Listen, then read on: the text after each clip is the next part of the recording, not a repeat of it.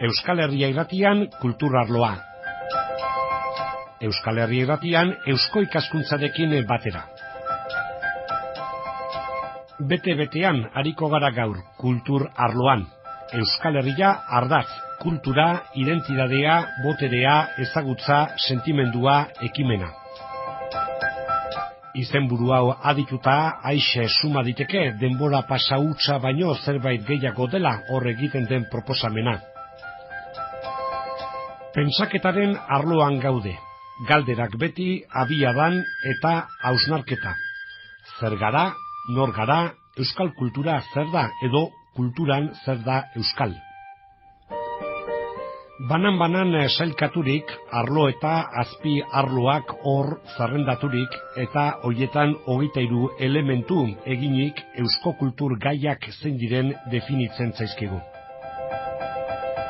Errealitate baten azterketa, errealitate hori Euskal Herria. Nortasuna zer den eta zerrez, gogoeta eta analisi kritikoa, konkretutik abstrakziora eta berriro errealitatearen zehaztapenera. Euskal Herria ardatz izenburu hori hartuta udako Euskal Unibertsitateak edo honen argitaletxeak egin berri du edizioa. Autoreak 3, Eugenio Arraiza, Eduardo Apodaca eta Jose Manuel Odriozola. Hoien idazlanak dira oinarri eta hornigai, baina guztiari antolaketa eta sistematika emanez, koordinatzaile lanetan aritu da Gaizka Aranguren. Euskal Herria ardatz honetara lehendabiziko hurbilpena Gaizka Arangurenekin hizketan. Aintzat hartu behar dugu egile bakoitzak liburu egiteko eskaini dituen testuak ez direla garai berberekoak, baizik eta urte hamarkada luze batean eta batzuetan 20 urtetan zehar barreiatutako testu desberdinak direla. Eta hortaz egin behar izan dena izan da, batez ere ordenu, sailkapen eta egokitze lan bat, ez? Izan ere, hasieran bildu genituen testu horietatik hainbat eta hainbat alde batera utzi ziren, asmoarekin erabat batetzetotzelako edo, osaketa lan horretan bere utxune betetzen ez delakoz. Eta orduan, aukeraketa lan horren ondoren egin behar izan zen ordenatu, eta gero ere altzen einean behintzat tonuaren aldetik nolaiteko homologazioa bilatu. Hori izan zen hasierako lana behintzat. Hasierakoa hori, baina gero hor dagoen sistematizazioa eta garbada azaldu beharko genuke. Ez dakite hau material hau guztia baina betza zati bat bai uren aurreko alditan eta erabilia izan dela, ez daia kontrastatua ikaslekin eta. Batzuen kasuan bai, egileren baten kasuan gehiago, beste batzuetan gutxiago. Testu guztiak okerrez baldin banago, ez tegitorin baten bat horrela ez den, baina nik uste testu guztiak publikatuak izan direla modu baten labertzean. Kasu batzuetan, Uztaron, esate baterako, Udako Euskal Unibertsitateko aldizkarian, beste kasu batzuetan komunikabidetan oro har, eta kasuren batean ere beste libururen bateko zati bat izanik, ezta. Azken finean bilatu izan dena da, Udako Euskal Unibertsitateko Eusko Kulturgaiak zeritzen sailean lanean jardun duten 3 egile hauen sakoneko mezu hori hartu eta 3 osatu eta liburu batean eskaini modu ulergarri trinkoan ere, kasu batzuetan eta momentu batzuetan, baina batez ere modu eraginkorrean egin nahi genuen, ez? Eta horretarako bide batez ere erranen dut bere biziko garrantzia izan duela zaldieroak eman dizkigun komikiak, utzi dizkigun komiki horiek izan ere bereziki ongi hartzen baitute liburuak berak duen espiritua. Ilustratu bai eta sintetizatu batean zen hemen lan akademiko serio hauek izaten duten kustioa uzitako bat horixe da, gaiak sakonak, gaiak komplejuak, horiek nola egin iresgarri esan behar nuen, edo ulergarri, harrapagarri, eta, Afera da gure asmoa etzela lan akademiko bat egitea, edo behintzat etzedila horrela hartua izan, ez? Egia da, egileren baten Eduardo Apodakaren tonuak beti ere gordetzen duela bere izaera akademiko hori, bere irakaslea da unibertsitatean eta gordetzen du formalismoa eta baita ere tonua nabaritzen zaio, ezta? Jose Manuel Odriozolari ez horren bertze, izan ere batez ere komunikabideetan argitara demandako artikuluak dira, eta, freskotasun hori nik uste dut ukan badutela. Eta Eugenio Arraizaren kasuan ere nik uste dut ezingo genezakeela erran, tono akademiko horretan erabata inguratuta dagoenik ez da gutxiagorik ere, baina bai trinkotasun bati eusten diola. Saiatu gara eta egin batean ikuste parte handi batean lortu dugula komunikazioa priorizatu trinkotasun akademikoa bigarren maila batean utzita. Eta, gero irakurleak erranen du asmatu ote dugun ala ez, ezta? Edo zein inean asmatu dugun ala ez, edo zein puntuetan bai eta zeintzutan ez. Baina asmo ez da izan ez, akademiko izan zedila. Gaizka, horrein ahi gaedela gai eta tono akademiko bai ala ez, eta geho bestaldian kazetaritzak nola eman dezaken, edo ze tratamendu eman diezaioken ez, sakonera duen kontu bati, ezaguturik, zuk inor baino hobeki kazetaritzak bere ezaugarri duen asalkeria eta. Ze tratamendu periodistiko ematen altzaio gisa honetako lan bati? Bi aukera zeuden, hasiera batean, eta bat zen dana berri daztea. Eta esan behar baldin badut, hori mai gainean egon zen ere ez, testu guztiak behin aukeratuta egon, edukia zein zen argi izan ondoren, guzti hori ordenatu eta nolabait harmonizatzeko asmoz, aukera zuzenena eta agian ikuspegi komunikatibotik, ez da periodistikotik, baina komunikatibotik egokiena izan ziteken berridatzi dena. Alde batera utzi izan hori, zeukan zailtasunengatik, azken finean guzti hori esku bakar batean utzi behar zelakoz, eta guzti horrek sortzezakeen, azken esku horrek berbideratzea, tonua, eta ez bakarrik tonua, eta orduan, bigarren aukeraren bidea hartu zen, eta zen, egile bakoitzak eskenitakoaren tonua berrikusi ondoren, norberak, egile bakoitzak berrikusi ondoren osatzea. Gero, komunikazioaren alde egindako esfortzu guztiak joan dira alde batetik, tituluak, azpitituluak eta nolabait jendearen arreta bere ganatu dezaketan hitz lodiak berridazten, hori bai. Handi batean, hor bai berridazketa bat egon dela, eta, aurkibidean dauden zenbait gauza, edo hainbat gauza berridatzi dira, alde batetik erakargarriak izan zitezen, eta bertzetik ere ulergarriagoak izan zitezen, ez? Lehenengo impresioan ulergarriak izan zitezen. Eta ikusgarriak izan zitzezen alde ninen baitez ere komunikien laguntzarekin. Beraz, bigarren ildo-horretatik komunikazioaren meseletan egin ditugun urratsak hori esek izan dira bereziki. Noski, egon direla baita ere hainbat pasarteen berridazketak. Egilek berak eginak, baina tonu komunikatiboagoari lehentasuna emanez. Euskal Herria irratian, Euskal Herria ardaz liburuaz ari gara. Hemen eusko ikaskuntzarekin batera egiten dugun kultur arloan. Euskal Herria ardatz lan honen egiletako bat Eugenio Arraiza. Egiletako bat eta gehiago ere, esan genuke, asmoaren arduradun edota bultzatzaile. Kultura, identitatea, boterea, ezagutza, sentimendua, ekimena. Sei kontzeptu ardatz bakarraren jiran, eta ardatz hori Euskal Herria. Sei kontzeptu hauen mamiaz, Eugenio Arraiza. 3 bikote dituguan, ez? Kultura, identitatea, boterea, beste hitzekin adierazita ezagupena, kultura, sentimendua, identitatea, eta boterea ekimenarekin. Eta horiek elkar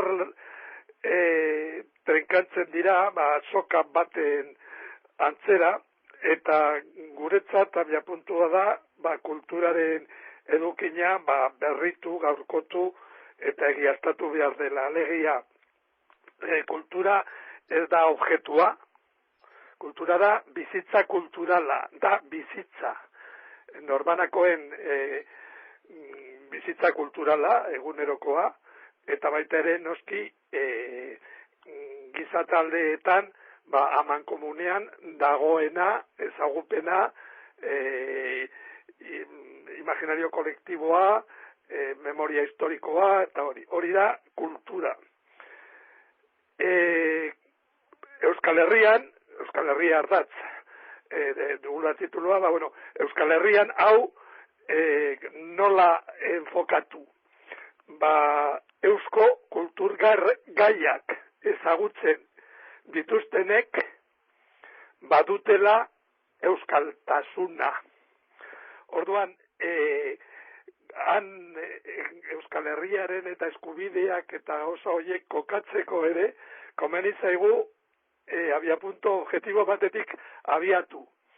Nor da euskaldun?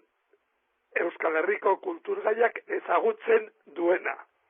Ezagupena oinarri. Ez sentimentua oinarri. Alde hortatik, importante da abiapuntu ez hartu sentimendua, baizik ezagupena. Zen eta bestela, sentimendua ezagupenerik gabe, ezin du eragina edo ekimena ondorengo bezala prestatu. Orduan, honekin Eusko Kulturgaiak abiapuntu hartuta non oso euskaldun sentitzen direnak eta ez hain euskaldun, baina Euskal Herrian biziko direnak edo hori nahi dutenak bentsat edo rebikatzen dutela, eskubidea dituztela, Eusko Kulturgaiak hartu behar dituzte ezagupen oinarri gisa. Orduan, kultura eta ezagupena aipatuta guazen identidadera. Kultura ez da neutroa.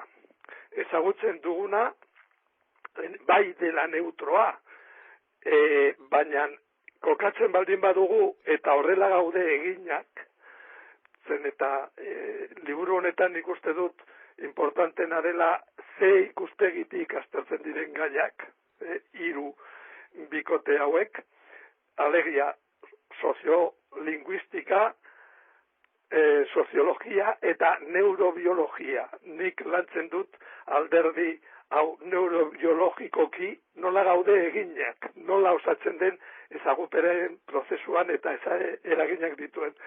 Eta handik ateratzen da, eta hori da nik uste dut apurtzaileena eta berritasun handiko gaia, nola gertatzen den kulturatik identitatera zubia edo transizioa, kultura ez da neutroa, eta orduan ezagupenarekin batera datorkigu sentimendua, eta nortasuna dako afektibidadea eta bizipenak, eta horretan ez da bakarrik ezagutza, baizik biologikoki subjetibatu egiten dugu, eta orduan ardatz bat eskatzen du kokatzeko gure burmuinean. Hiru ardatz dago eusko kulturan edo Euskal Herriko kulturan. Frantzia, Espainia edo Euskal Herria. Eta han automatikoki egiten dute gure burmuinetan kokapena eta zentro de gravedad delako balitz bezala faktore guztiek badute eragina, baina batez ere osatzen da denen arteko zentro de gravedad bat. Ontzietan antolatu egin behar da zama, eta bestela desorekatzen da eta ondoratzen da ontzia, antzeko zerbait gertatzen zaigu nortasunarekin. Eta martxan jartzeko noski oreka bat behar da. Eta handago gakoa, eta horregatik gaude Euskal Herrian, bai kultura, bai identitate, bai boteren aldetik, hain desorekatuak, zama ongi orekatuta ez dugulako. Eta sentimenduak edo identitateak badu nik behintzat uste nuen, baino zama haundiago bat erabakitzeko unean. Damasio neurobiologoak erakutzen digu bere, bi liburu, 3 liburu, esperimentuekin eta bar, sentimentuak biltzen duela ezagupena eta erabakiak hartzen du, sentimenduak.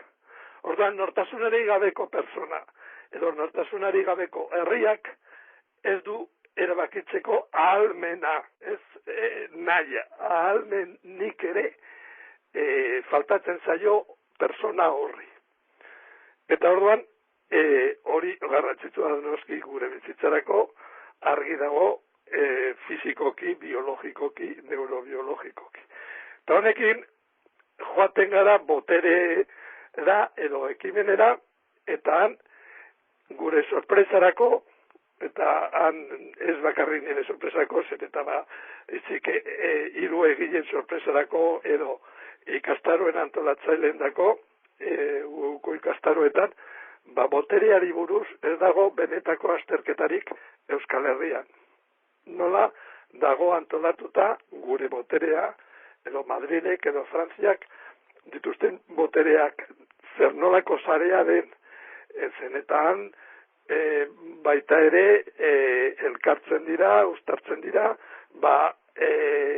ekonomia, politika, soziologia, kultura, eliza, historia, guztia, eta han ez dago benetako azterketarik.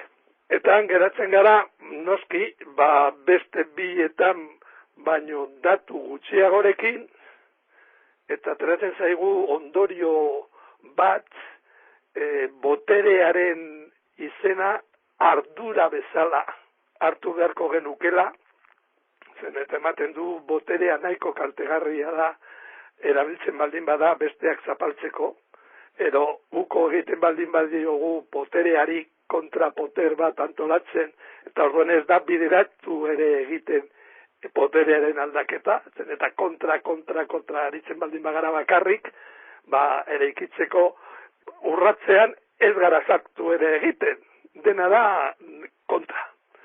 Eta alde hortatik, landu egin behar dugula, eta noski ez dagokiola ez persona bati, ez talde bati bakarri baizik, herri bati ekimen hau argitzea, zer nolako boterea, nola antolatuta, eta nola horrela egin. Euskal Herria ardatz liburu mamitsua da, eta azalean berean ere mamia bada, bai gutxienez horra adierazgarritasuna. Liburuaren azalean inpaktuko irudi bat, mendi tontor batean hor norabide desberdinetara begira dauden panel adierazleak. Joan da etorriko bide baten proposamena baita, burmuinak berotuz hori bai, eusko kultur gaiak ezain diren zerrendatuz eta definituz, ingurua aztertuz, euskal identitatea identifikatuz. Ez da noski irakurraldi batean, edo ez da pare batean ere, barneratzekoa, gehiago da soseguz ez da baidatzekoa, ez da baidan lansaioak egitekoa ziurazki. Azaleko edota presazko irakurraldian hartzeko espada ere, era berean esan beharko da ez direla bertan daudenak paperean gelditu beharko liratekeen ideiak. Kulturarloa egin dugu hemen Euskal Herria irratian, Eusko ikaskuntzarekin batera. Eusko ikaskuntzak Eusko Media Fundazioaren bitartez Euskal Kultura online eskaintzen dizu. Euskal Kulturaren biblioteka virtualik handiena emanez. Jozazu euskomedia.org elbidera.